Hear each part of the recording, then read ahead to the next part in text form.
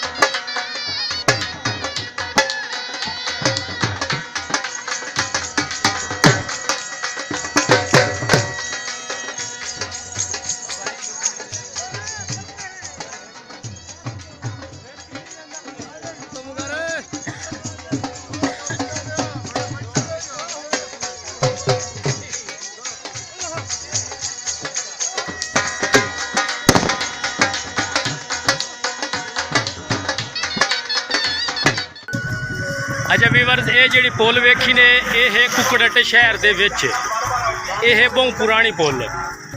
ये side way पे ये आती है कबीर वाली साइड। यह जी सड़क तो असा हुण आए हैं, ये है कबीर वाले साइड दरू आती। तो ये पुरानी पुल है बई, ये काफ़ी अरसे तो इत्थे बई ये है कुकड़टे शहर नूं वहिंदी। तो जी नवी पुल है बई वो भी अगेरे बई, वो भी तुहानूं मैं विखाईना, ये भी काफ़ी अरसे तो है बई।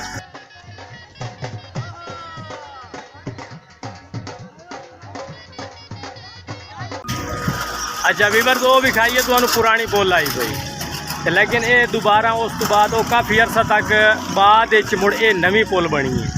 तो अलहमदुलिल्लाह ये माशाल्लाह बेस्ट पुल है पई, वो भी काफ़ी अरसा पुरानी रही है पई।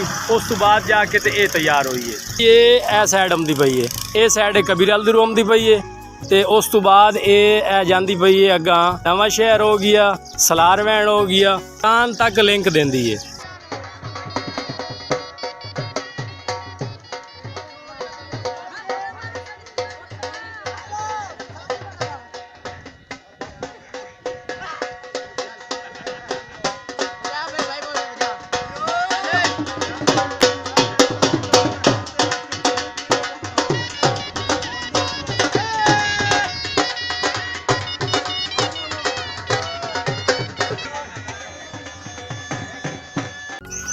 अच्छा वीवर्स इतू हम सो ना ये साइड है भाई कबीरल दी, इस साइड तो हम सो कबीरल हो गया, कुकड़ट हो गया।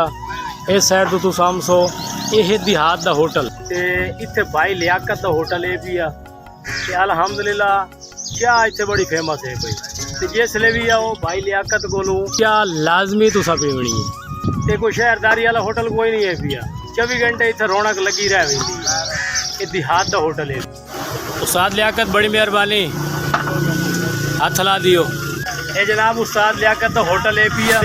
होटल क्या बिस्कुट हर चीज़ रोटी शोटी क्लियर मुकम्मल खाना तैयार मिलता है। तेज अच्छा होटल का ज़रूर विजिट करना है।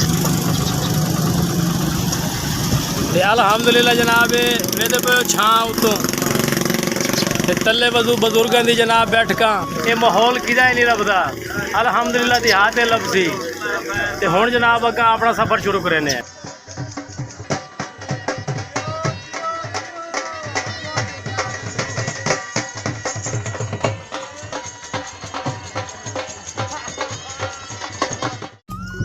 अच्छा वीवर्स देहात की जिंदगी भी बड़ी अजीब होती है।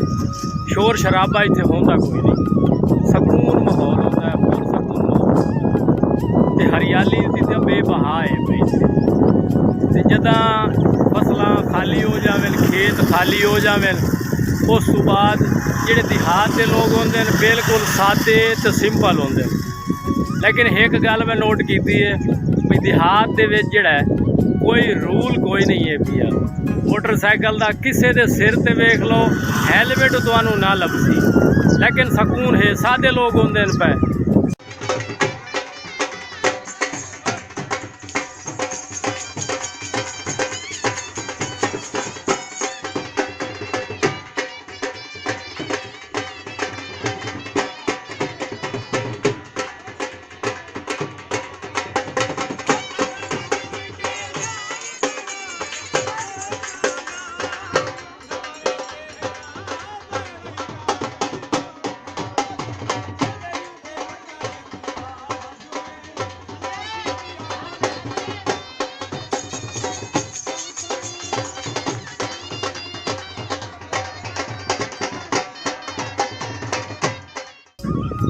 मुख्तसर जनाब तकरीबन कबीरल शहर चों नवे शहर तक तकरीबन 45 मिनट सफ़र करने तो बाद नवे शहर इस वक्त अस पहुँचे हैं। अग्गा भी जो सफ़र होना वो भी नाल नाल तुहानू मैं शेयर करे सा विखाई सा, ज़रूर लाजमी विखाई सा।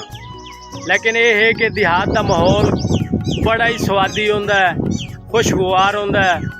ते अग्गा असा जेड़ी जगह ते जामना है पिया वो तुहानू तोड़ जाके चल के असा उठाई भी खईसा है। लेकिन वो भी बड़ी ज़रूरी ते कीमती जगह है भाई। अलहमदुलिल्लाह वो नज़ारा तुहानू उठाई जाके मैं भी खईसा।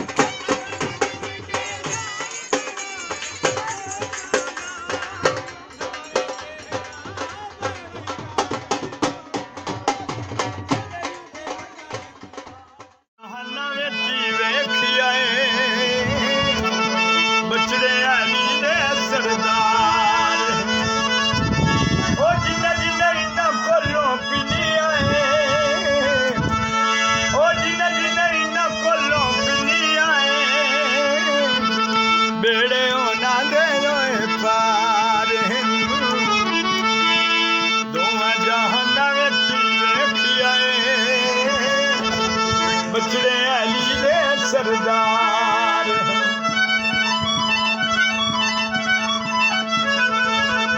ओ जिन्ना जिन्ना नीत लइए होब दी नमाज ओ जिन्ना जिन्ना नीत लइए होब दी नमाज कई बने बुअली कई बने शहबाज कई बने बुअली कई बने शहबाज नवे वेखिया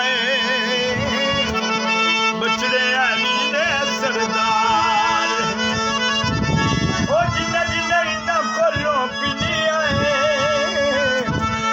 ओ जिन्ना जिन्ना इन्ना कोलों पिनिया बेड़े होना दे जी वीवर फाइनली तकरीबन नवे शहर सिटी तो इलाके तो लैके इथों तक सफ़र बनता है तो 15 तो 20 मिनट का बनता है। इस खालिद वली लेकिन आधे इथों के लोग जिहड़े देहाती हैं ना खालिक वली ते इहदा जिहड़ा सीधा नाम है भी वो है खालिद वली।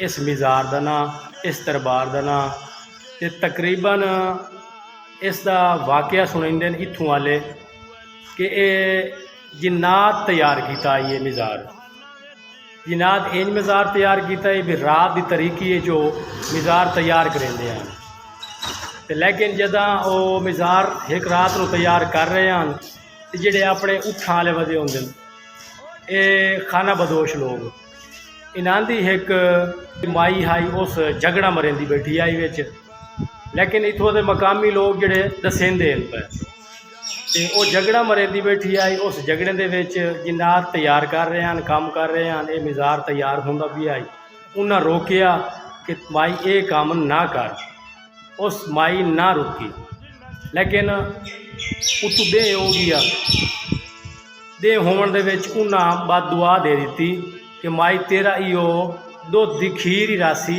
उत्ते मक्खण कोई ना रासी। तो अलहमदुलिल्लाह वीवर साड़ी जी ये वीडियो तो पसंद आई हो सी अगर जो पसंद आई है तो चैनल को सबसक्राइब कर लो लाइक कमेंट लाजमी कर दिया है तो हुण मिलसां अगली नवी वीडियो। अल्लाह हाफिज़।